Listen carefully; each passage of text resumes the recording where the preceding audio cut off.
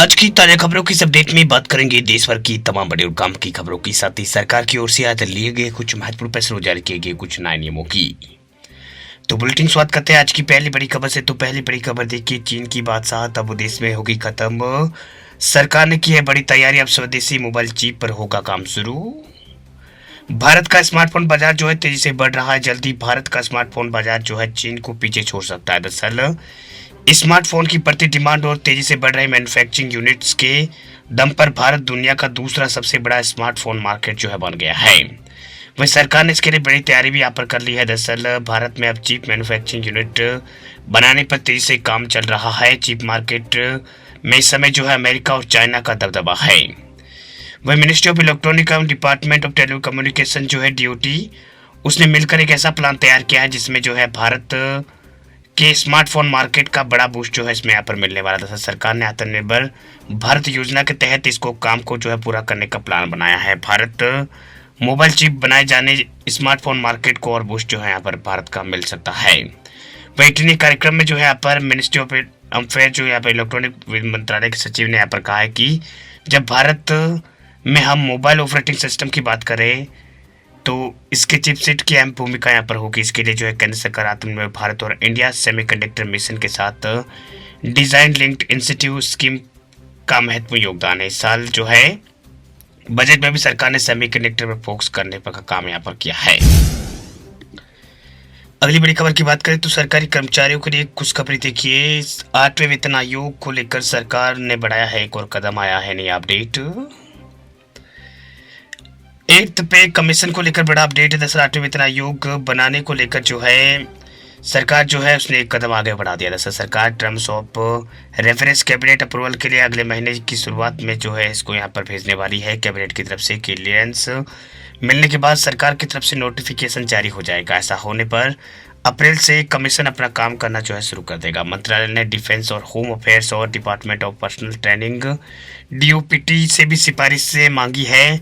वही एक बार कमीशन बनने के बाद जो है सैलरी स्ट्रक्चर पर रिव्यू जो है वो करेगी। इसके बाद सैलरी स्ट्रक्चर अपनी सिफारिशों को जो है यहाँ पर देगा। वही फाइनेंस मिनिस्ट्री को टर्म्स ऑफ रेफरेंस को लेकर पहले भी जो है कई फीडबैक मिले हैं। अब तक वह कुछ फाइनल फीडबैक का इंतजार यहाँ पर कर रहे हैं। वही सूत्रों के मुताबिक 8वें वेतन आयोग को लेकर जो है कई इनपुट मिले हैं जिनमें कुछ अभी भी पेंडिंग है। ये कैबिनेट के पास इस महीने के अंत या फिर अगले महीने के शुरुआत में अप्रूवल के लिए जो है भेजे जाएंगे। वही 8वें वेतन आयोग कब लागू होगा? जब टर्म्स ऑफ रेफरेंस फाइनल हो जाएंगे। अगर ये इस महीने जो यहाँ पर अंत तक गठित हो जाता है तो ये मार्च 2026 तक लागू होंगे। हालांकि इस पूरे प्रोसेस में एक साल का कम से कम समय जो है वो लगेगा। इसे पिछले पे ने भी जो है 1 साल का समय जो है यहाँ पर लगा था। तो ये बड़ा अपडेट निकल के सामने आ रहा है। फिलहाल बढ़ते आगे अगली बड़ी खबर की ओर। अगली बड़ी खबर की बात करें तो बिहार से बड़ी खबर देखिए। बिहार में अब ऑटो और ई रिक्शा से स्कूल नहीं जाएंगे बच्चे। नीतीश कुमार सरकार का बड़ा फैसला हुआ है लागू। बिहार में सड़क दुर्घटनाएं बढ़ रही है, इसी को देखते हुए नीतीश कुमार सरकार ने एक बड़ा फैसला लिया है। दरअसल बिहार में बच्चे जो है ऑटो और ई रिक्शा से स्कूल में जो है नहीं जाएंगे। ये नियम 1 अप्रैल से लागू होगा। सरकार ने ये फैसला बच्चों की सुरक्षा को ध्यान में रखते हुए लिया है। दरअसल ऑटो और जो टोटो जो है उसमें सुरक्षा का इंतजाम ठीक नहीं होते हैं, उनकी क्षमता से ज़्यादा बच्चे बैठाए जाते हैं और ट्रैफिक नियमों का पालन भी नहीं होता, इसलिए सरकार ने उन्हें असुरक्षित माना है। वही पुलिस मुख्यालय ने इस बारे में एक आदेश जारी कर दिया है। आदेश में लिखा गया है कि उपरोक्त प्रसंगधीन विषय से सूचित करना है कि बिहार सरकार द्वारा स्कूली बच्चों, छात्रों और परिवहन हेतु ऑटो ई रिक्शा का परिचालन जो है 1 अप्रैल 2025 से प्रतिबंधित करने का निर्णय जो है वो लिया गया है।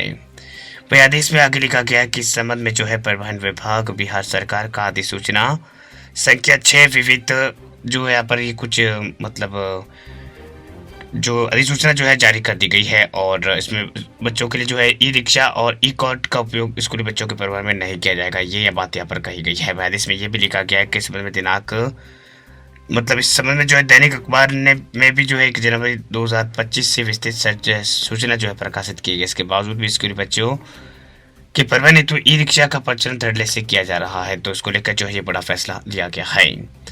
तो फिलहाल ये बिहार से बड़ी खबर निकल के सामने आ रही है कि बिहार में ऑटो और ई रिक्शा से स्कूल जो है बच्चे नहीं जाएंगे।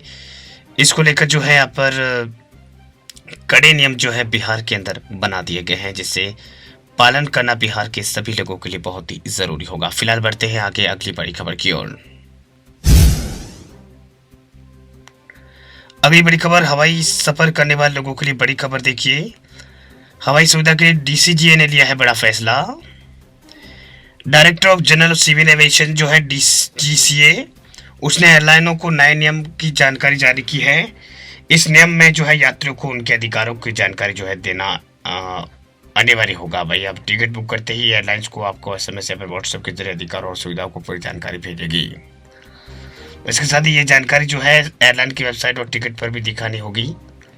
इससे लोगों को अपने अधिकारों को जानना आसान होगा। भाई, डीजीसीए का ये फैसला जो है यात्रियों को उनके अधिकारों के बारे में जागरूक करने के लिए लिया गया है।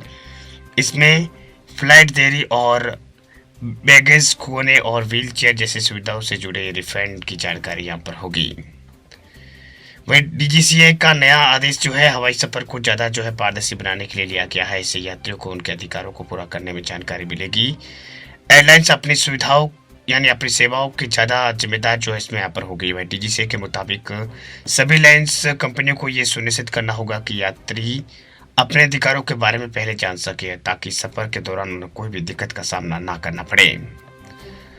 तो यात्रियों के लिए जो है नया नियम लागू हो चुका है। अब फ्लाइट बुक करते ही यात्रियों को जो है एसएमएस या फिर व्हाट्सएप से उनके अधिकारों की पूरी जानकारी मिलेगी। डीजीसीए के नए नियमों के तहत एयरलाइंस को ये जानकारी अपनी वेबसाइट अपने टिकट पर भी दिखानी होगी और व्हाट्सएप अगर मैसेज से मैसेज पर भी जो है यहाँ पर उनको दिखानी होगी, ताकि यात्री अपने अधिकारों को आसानी से समझ सके।